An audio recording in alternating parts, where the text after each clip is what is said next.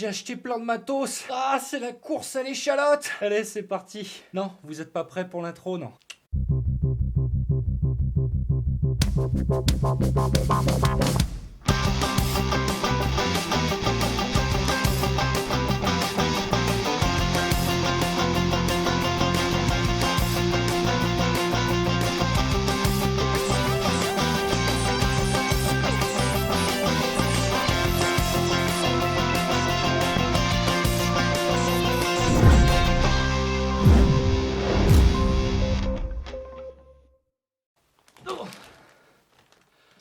Oh, c'est lourd.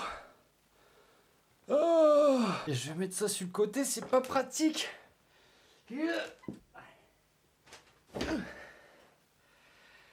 Ah, ça va mieux quand même. Salut à tous, bienvenue dans un nouveau Métro Boulot Home Studio. J'espère que vous avez passé une bonne journée. Je sais, c'est fini les jours fériés, mais allez, tenez le coup. Moi, j'ai craqué au niveau matos là, donc ça va plutôt bien. Allez, c'est l'heure du home studio là. Ce week-end, j'étais à Nantes pour l'émission numéro 100 des sondiers. Si jamais vous pouviez pas être là ou que vous n'avez pas pu regarder ou écouter, c'est pas grave parce que c'est dispo en replay sur notre chaîne YouTube ou alors en podcast sur notre site lessondiers.com. On a vraiment passé un super moment avec Knarf et Blast. C'était vraiment super cool de voir une partie d'entre vous dans le public, ça fait vraiment plaisir. J'étais vraiment content qu'on vous offre des cadeaux comme ça, je trouvais ça cool. L'émission, ça se passait dans le magasin de musique Michno. Et du coup, en allant là-bas la veille, j'ai un petit peu craqué quoi. Je les avais prévenus chez Michno, je leur ai dit, en sortant du train, je débarque au magasin avec la ferme intention de faire fumer ma carte bleue. Et je rigolais pas en fait, hein. C'est toujours un peu délicat quand on a envie d'acheter du matos parce qu'on se dit toujours ouais c'est la course à l'échalote, il m'en faut toujours plus. Mais parfois il faut savoir se faire plaisir. Il y en a quand ça va pas, ils vont s'acheter des fringues ou alors ils vont au resto. Bon moi je m'achète une guitare, hein, voilà. Ça arrive à tout le monde, hein. J'ai le droit, ok? Si je veux être un petit peu plus sérieux, acheter du nouveau matos c'est parfois l'occasion de se redécouvrir une nouvelle motivation et de booster un petit peu sa créativité. Alors je dis pas que c'est absolument indispensable, mais de temps en temps, quand on rajoute certaines pièces à son home studio, ça peut le faire revivre, on peut le redécouvrir sous une autre facette. J'ai envie de vous parler de ce que j'ai acheté, pourquoi, et de vous faire écouter aussi. Alors, j'avais envie de me faire un pedalboard. Au final, j'en ai pas acheté, mais j'ai étoffé un petit peu mon jeu de pédale. Donc j'ai acheté une OCD V2 de chez Fulltone. Voilà. OCD, ça veut dire Obsessive Compulsive Drive. C'est une pédale overdrive qui tire un peu sur la distorsion quand même. J'ai bien accroché sur le son de ce pédale, bien nerveux, en même temps crémeux, bien comme il faut, super versatile. J'ai craqué sur le son de ce truc. Wouh! Après. Une Canyon de chez Electro Harmonix.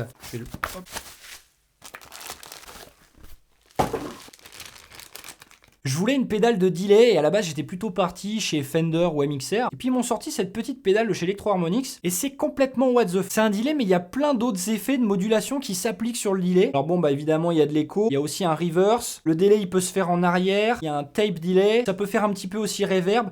Octaveur, je vous fais pas le détail parce que j'en ai oublié la moitié, mais c'est assez rigolo. C'est un peu un son de l'espace. Et ça fait même looper, c'est pratique quand même. Et le look me fait marrer, on dirait que je l'ai eu chez Euro Disney un petit peu. J'ai acheté des câbles de patch aussi pour relier tout ça, c'est quand même plus pratique que des jacks de 3 mètres quoi.